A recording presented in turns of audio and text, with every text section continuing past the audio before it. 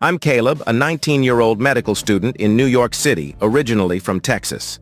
My parents reside in Dallas, where my father works as a surgeon at a university hospital, and my mother manages our household. 4 months ago, I relocated to New York to pursue my dream of studying medicine, inspired by my father. However, the typical college life, making friends, joining clubs, and enjoying myself, has been out of reach due to financial constraints. While my parents cover my tuition, I'm responsible for all other expenses. To make ends meet, I've juggled 3 jobs: tutoring, event staffing, and bartending. Even with these, paying rent and living costs in New York has been a struggle. I often switch jobs to fit my academic schedule, working mostly weekends, which leaves me exhausted. I'm constantly tired in class, and after late shifts, I lack the energy to study. I worry about falling behind academically and potentially repeating a year if this continues. Desperate, I reached out to my mother for financial help, even a small amount. Since my father's demanding job keeps him away, my mother controls the family finances. Despite my father's substantial income, she claimed they couldn't afford to send me anything extra, as my tuition was already a burden. Her response left me feeling trapped. Many of my peers who live independently receive parental support, and I envied their ease. Still, I pushed forward, determined to succeed. Growing up, I noticed stark differences in how my parents treated me compared to my sister, Iris, who is 21 and studying fashion design at a prestigious school in Paris. While I had to earn my achievements through hard work, Iris seemed to glide through life. My mother often called her my golden child, destined for greatness. I love Iris, but the unequal treatment was hard to ignore. When we were younger, around 10 and 12, I brought home straight A's, and my mother simply said, "That's expected of you, Caleb." That same day, Iris showed a report card with mostly B's and a few C's, and my mother threw her a small party, praising her creative spirit and saying academics weren't her strength. My father seemed uneasy about this disparity but never intervened. Struggling with midterms, I had to retake them in August before starting summer break. I planned to work as many hours as possible during the break to save money, intending to cut back on work when classes resumed to focus on studying.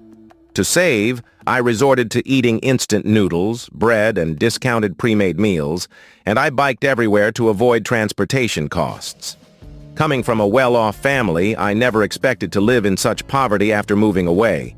Despite my hectic schedule, I kept in touch with a college friend via text. Occasionally, I checked Iris's Instagram, which was filled with glamorous photos from Paris, trendy cafes, fashion events, and weekend getaways to places like Monaco and Milan. Each post showcased new designer clothes or accessories. It was hard not to feel resentful seeing her lavish lifestyle while I scraped by. One post hit particularly hard: Iris at a rooftop party overlooking the Eiffel Tower, wearing a new Dior dress captioned, "Mom always knows what I need. Blessed Paris fashion." I stared at it, wondering how my parents could afford such gifts when they claimed to have no money for me. Seeing her carefree posts while I struggled made me feel isolated. Friends invited me out, but I declined, citing lack of time and money. One classmate texted, "I'll drive, let's hit a cheap spot." I replied, "I'm working every day and I'm heading home for the holidays. Let's meet when school starts." He expressed concern. "You seem exhausted at school. Are you working too much?" I assured him I could handle it and needed the money. Then, during a busy Friday shift at the bar, I collapsed. The room spun as I carried a tray of drinks, and I grabbed the bar to steady myself before blacking out. I woke up in a hospital where the doctor said I'd fainted from exhaustion and malnutrition. After receiving IV fluids, I was discharged the next day. I apologized to my boss, who had called an ambulance and informed my parents. He insisted I take the rest of the month off to recover, which meant less income. On the subway home, I considered picking up more tutoring jobs, feeling lost. I stayed in bed to recuperate, and a friend visited after learning about my collapse. He brought groceries and cooked pasta, and as we ate, we discussed the challenges of living independently. He was shocked I received no financial help from my parents, especially since my father is a doctor. "How does Iris afford Paris if money's tight?" he asked. I admitted I didn't know, as my mother handled Iris's expenses separately, calling it a special arrangement. My friend suggested something might be amiss. Reflecting on it, I recalled a past conversation where my father questioned why my summer camp was canceled, while Iris attended an expensive art program in Europe. My mother had justified it as investing in Iris's future, saying I was practical and preferred staying home. My father seemed frustrated but relented. Suspicious, I called Iris, which I rarely did since we weren't close. Surprised, she asked, "What's wrong?" I casually inquired about Paris and her finances. She mentioned Mom sent her $3,000 monthly, plus extra for special needs, like a Chanel bag for her upcoming birthday. Stunned, I ended the call quickly, citing study obligations. I had assumed my parents' claims of financial strain were to teach me independence, but this revelation shook me. Planning to visit home for the holidays, I decided to confront them in person. I booked a cheap flight for a brief one-night stay due to work. My parents greeted me, but my father was shocked at my appearance, noting I'd lost significant weight. My mother, silent, seemed taken aback. At lunch, with my mother's cooking, chicken wings, salad, and soup, my father asked if I was eating properly. I admitted I survived on instant noodles and discounted meals because the cafeteria was too costly. He was stunned, asking if the $2,000 monthly allowance he'd arranged wasn't enough. Confused, I said I hadn't received any money. He turned to my mother, demanding answers. She admitted she hadn't sent me anything, claiming expenses were too high. When pressed, she confessed to redirecting the money to Iris, who she believed needed it more for her fashion career in Paris. I revealed Iris was getting $3,000 monthly, which my mother confirmed, admitting to sending up to $6,000 some months for Iris's networking and designer items. My father was livid, especially after learning I'd collapsed at work, a fact my mother hadn't shared. She defended her actions, insisting Iris's potential required support, while I, like my father, would be fine. Hurt by her blatant favoritism, I listened as my father took control, vowing to manage finances and ensure fairness. The lunch grew tense, with my mother defensive and my father furious. In my room, I reflected on years of favoritism. Iris's car at 16, her art displayed prominently, her expensive programs, while mine were deemed unaffordable. My father later apologized, admitting he'd been unaware of the extent of the issue.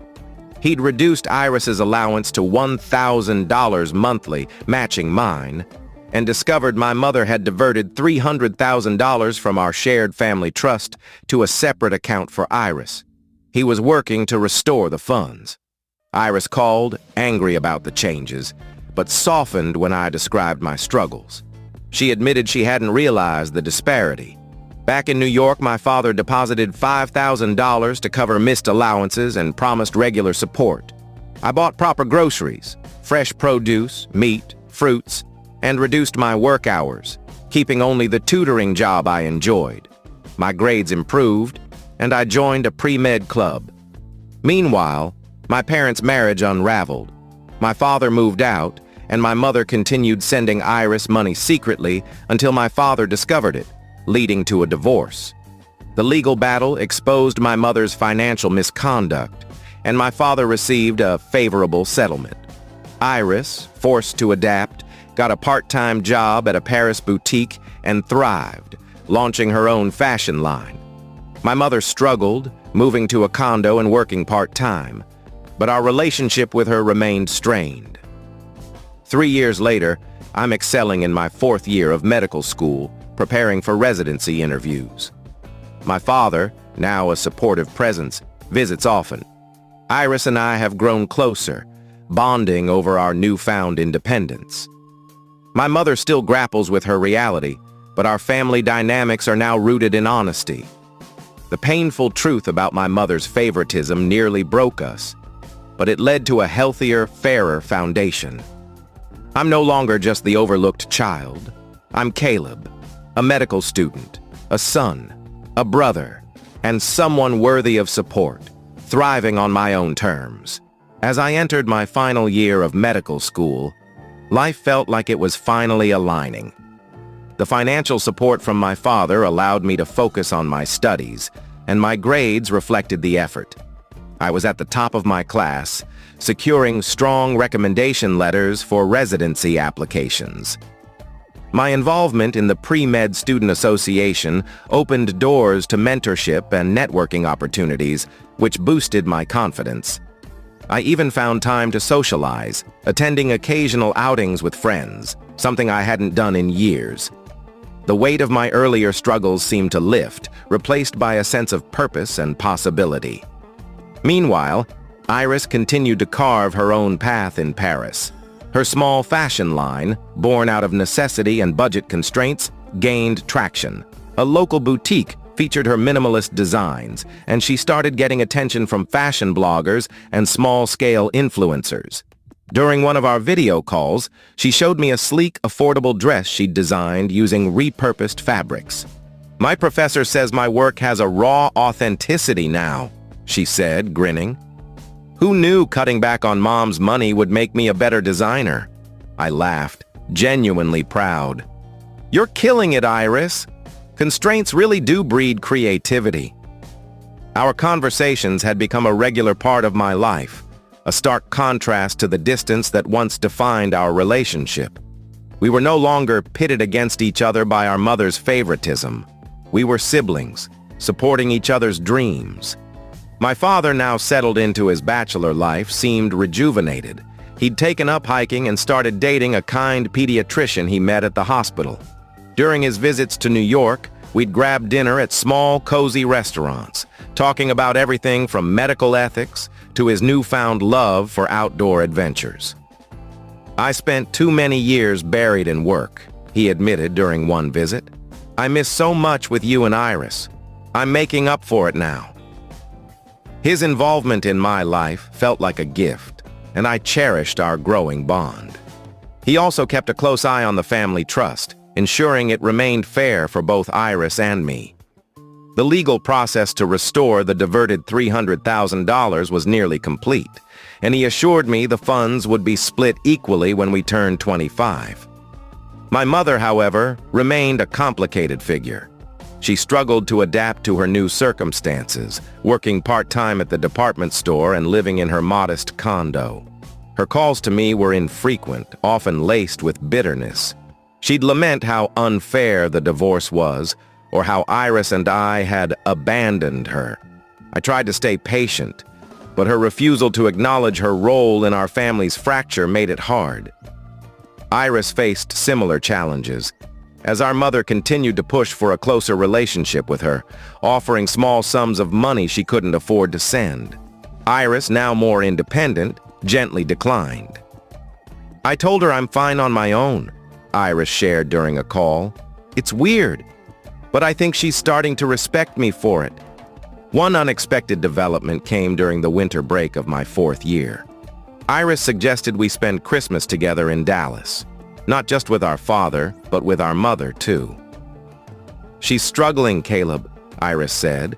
"Maybe seeing us together will help her move forward?" I hesitated. The idea of facing my mother again, after all the hurt, felt daunting. But Iris's newfound maturity and our stronger bond convinced me. "All right," I said. "Let's do it, together." We coordinated with our father, who agreed to host a small holiday gathering at his apartment, but insisted we visit our mother at her condo afterward. When Iris flew in from Paris, I met her at the airport. She looked different, more grounded, carrying a simple, self-designed tote bag instead of the flashy designer ones she once flaunted. We hugged tightly, and for the first time I felt like we were equals. At our father's apartment, the mood was warm but cautious. He'd cooked a modest holiday meal, roast chicken, mashed potatoes, and green beans, and we spent the evening catching up. Iris shared stories about her boutique job and her latest designs, while I talked about my residency interviews. Our father beamed, clearly relieved to see us thriving. "I'm proud of you both," he said, raising a glass. "You've faced challenges I wish you never had to, but you're stronger for it." The visit to our mother's condo was more tense. She greeted us with a forced smile, her small living space sparsely decorated with a tiny Christmas tree. She'd prepared a tray of cookies, but her conversation quickly turned to complaints about the divorce, her job, and how everything changed. I felt a familiar pang of frustration, but Iris, ever the diplomat now, steered the conversation to neutral ground, asking about her work and sharing light stories about Paris. I chimed in about medical school, keeping things civil. Toward the end of the visit, our mother softened slightly. "I miss how things used to be," she said quietly. Iris reached for her hand. "Things change, Mom, but we're here now." I nodded, adding, "We want you in our lives, but it has to be honest." She didn't respond directly, but her eyes welled up, and I sensed a flicker of understanding. After the holidays, I returned to New York for my final semester. Residency interviews were intense, but I secured a spot in a competitive internal medicine program in Boston. The news felt like a culmination of years of hard work, and I called my father and Iris to share it. Iris squealed, promising to design me a fancy doctor coat for my first day. My father, emotional, said, "You're going to be an incredible physician, Caleb. I always knew it." Iris's fashion line continued to grow, and she was invited to showcase her work at a small Paris Fashion Week event. She sent me photos of her collection, a blend of elegance and affordability that reflected her journey. "I'm pitching to a sustainable fashion brand next month," she texted. "Fingers crossed." I admired her resilience, a quality I hadn't seen in her before the financial shakeup. Our mother's progress was slower. She started therapy, which my father quietly helped fund, and her calls became less accusatory. During one conversation, she apologized. Not fully, but enough to acknowledge she'd made mistakes. It wasn't the closure I'd hoped for, but it was a start. Iris and I agreed to keep the door open, visiting her together when we could, hoping time would heal more wounds. 5 years after that pivotal holiday confrontation, our family is unrecognizable, but stronger in its own way. I'm a resident physician in Boston, managing long hospital shifts but feeling fulfilled. Iris is a rising name in sustainable fashion, balancing her boutique job with her growing brand. Our father has found love and balance, often visiting us both or hosting us in Dallas. Our mother is finding her footing, slowly rebuilding trust with us through small, consistent efforts. The scars of favoritism and betrayal remain, but they've faded, replaced by relationships built on mutual respect and honesty. Looking back, the pain of discovering my mother's actions nearly broke me. But it also forced us all to confront hard truths and rebuild something real. I'm no longer the overlooked son or the exhausted student scraping by. I'm Caleb, a doctor, a brother, a son, living a life I've earned, surrounded by a family that, while imperfect, is finally learning to see me for who I am.